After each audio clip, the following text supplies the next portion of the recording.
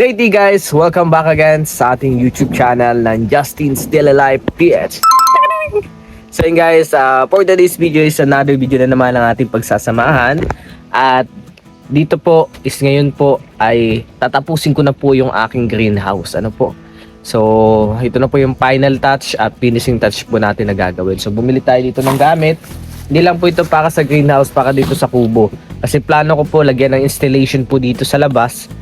Dito po sa may mangga, para kumbaga makikita po yung nagdadaan dito, makita sa CCTV yung dumadaan dun sa kasi pag maliwanag dito sa loob, walang ilaw sa labas, hindi kita sa labas.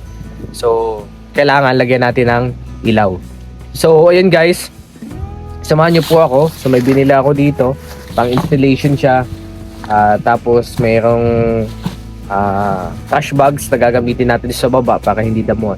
So tatapusin na po natin siya para pwede na tayo magpula. So after weeks na ating tatrabaho dito sa greenhouse, napakatagal po kasi ako po may pasok, kaya kung full time ako, siguro isang linggo niyan itapos na yan.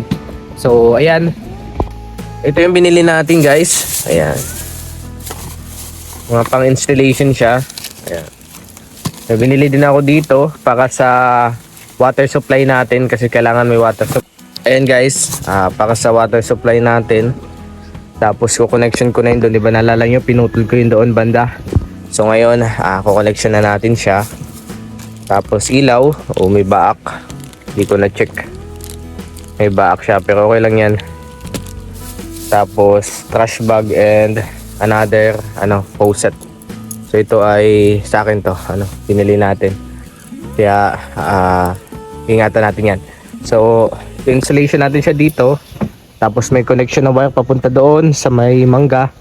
At yun po yung magsisilbing ilaw doon sa labas. So dalawa na. Tapos meron din tayong connection para sa paggagamit tayo ng mga equipments. Then ayan, samahan nyo po ako and like and share tayo guys.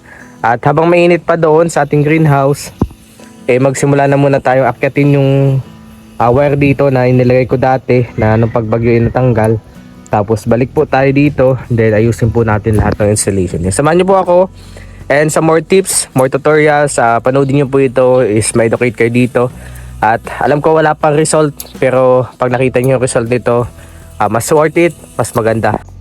So yun guys, simulan na natin. So nakakatuwa kasi mas focus tayo sa pagbablog kapag wala tayong pasok. So next week is wala tayong pasok whole week, pero meron po tayong inaasikaso na visit.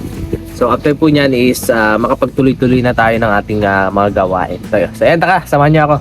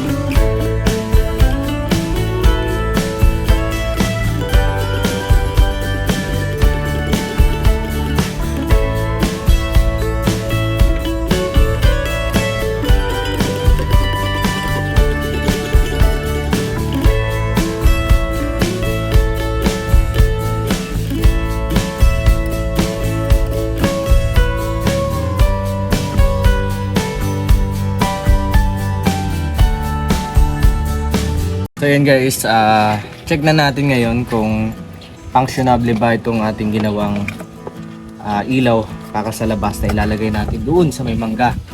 Baka po yung ano po pagka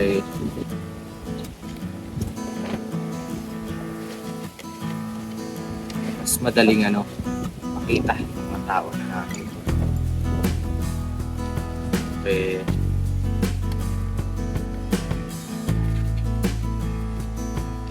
Talagang nakikita yung tao yung natin.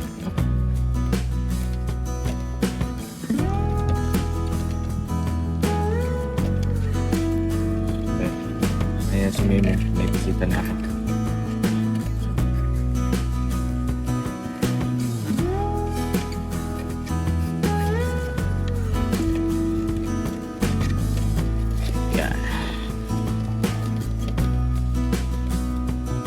Moment of truth. Pag umilaw siya, ibig sabihin love niya ako. Pag hindi, di niya ako love. Lah. Oh, umilaw. Umilaw siya guys. Ibig sabihin love niya ako kasi umilaw.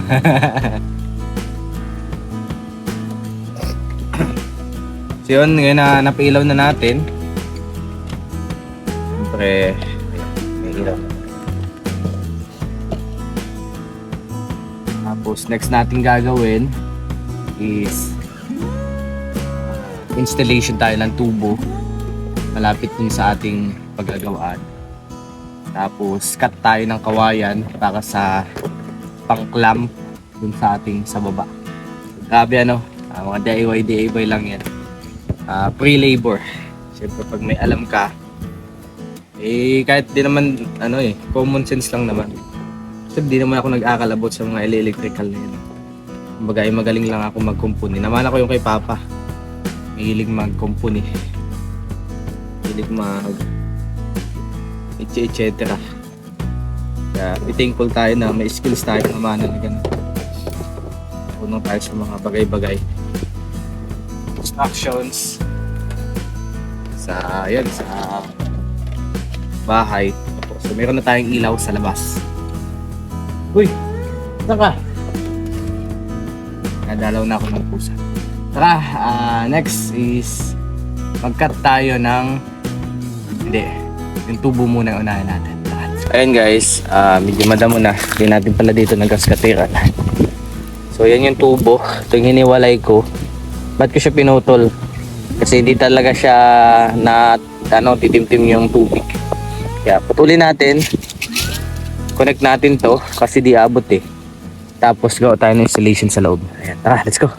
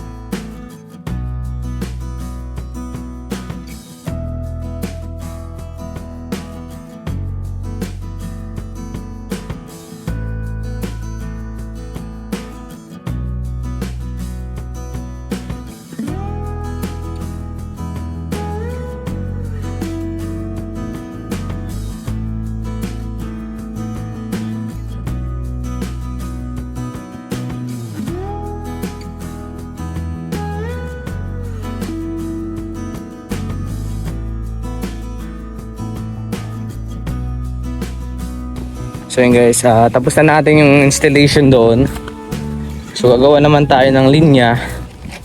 Ayun, tumutulo na. So yan po yung nawasa. Isang kailangan po kasi nating tubig ay nawasa po. So gagawa po tayo ng linya papunta po doon sa ating pagpuposisuhan kasi kailangan po ng tubig ay nawasa. Kasi po ang galing po sa deep well, pangit po yung ganong tubig.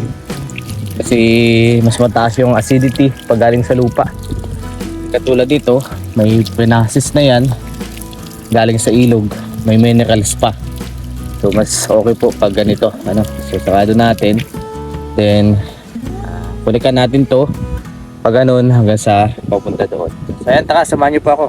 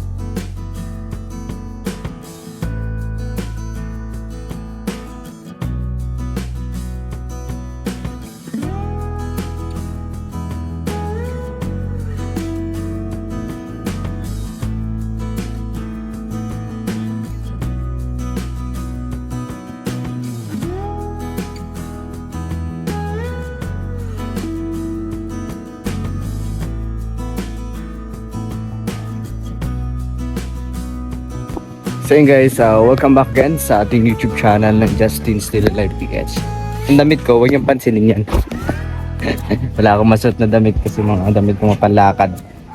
So ayun guys, meron na tayong water connection. Ayan, may installation na tayo ng tubig. Ayan, pero hindi pa yan basta ganyan, ayusin pa natin yan. Meron tayong ilaw, installation ng ilaw. Ayan, kakabit natin yan mamaya. Makikita nyo, may ilaw na dito sa tapat ng kubo para safe lagi ang kubo.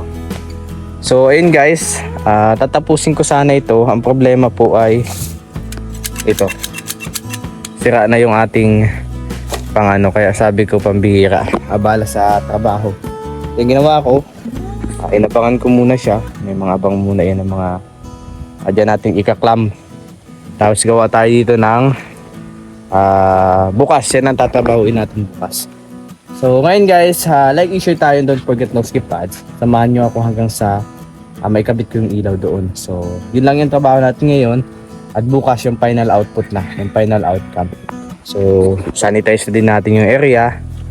Ayan, sanitize natin yan and ayusin na din natin lahat-lahat. Pagkatapos sanitize, then ayan, proceed na tayo. Sabihin tapos na. Hindi ko pa matatapos, sabi ko pambira. Kung alin malapit na matapos, dun pa sumuko. Kaya wala tayong magagawa dyan guys. Sumuko na eh. Para lang sa pag-ibig yan. Kapag ayaw na nung isa, hindi naman mag-workout. Mag-workout tayo yung relasyon kapag pareho nyo pa gustong kumilos. So yan, giyak natin yung ating mga gamit at mamaya kapit na natin yung ating ilaw. At papakita ko sa inyo kung anong magiging kahinatnan pag nailagay na natin. Tara, let's go!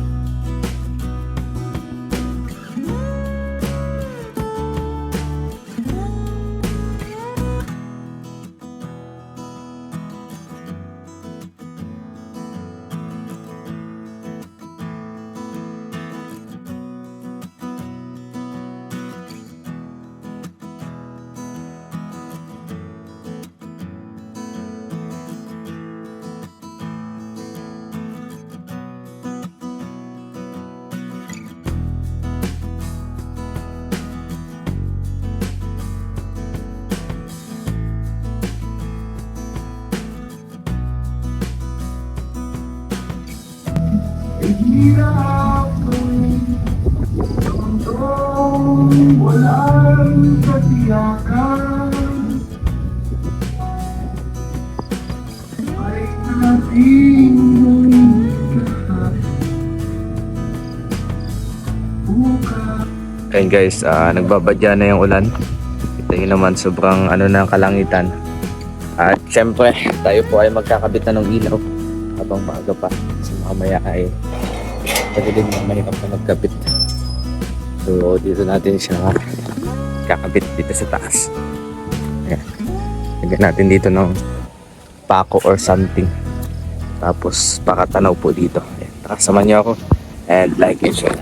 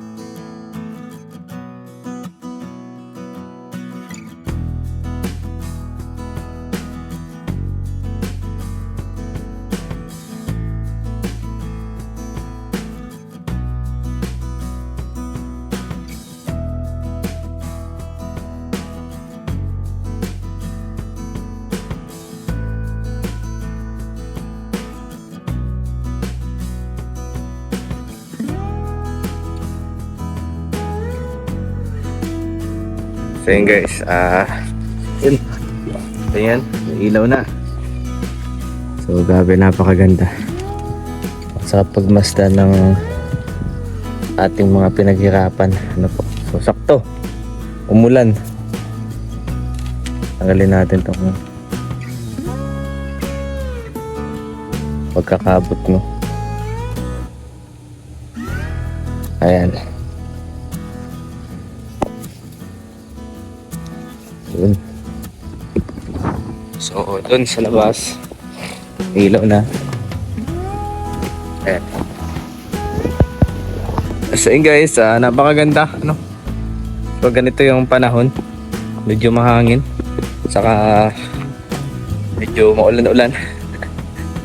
So, napakaliwalas dito, ano? So, ayan guys, like and share tayo. Don't forget, don't skip ads. Maraming salamat po and God bless. At ito muna yung ating project at ito yung accomplishment natin. Nalagyan natin ng ilaw dun sa labas para pag may dadaan makikita natin. So yun guys, by tomorrow, Sunday or sa mga susunod, talagang tatapusin na natin. Hindi na pwedeng hindi ano. Dapat tapos na ito ngayon kundi lang nasira yung ating stapler. Yung pang tamper natin. Kung hindi nasira, goods na sana. So ayan, salamat po and God bless. See you ulit sa akin next vlog. So yun guys, diba napakaliwanag.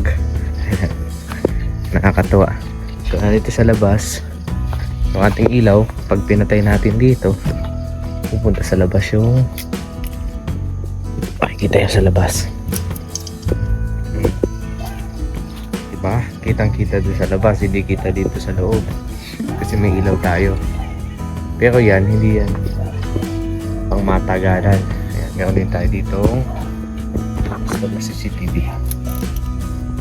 CCTV na din tayo guys, para kitang kita yung papasok dito. Diba? Napaka-kompleto. So, secure muna natin. Dapat nga nagsimula na ako. So ayoko magsisimula ng hindi pa ayos ang lahat. Tayo muna natin. So, diba? Kita doon sa labas.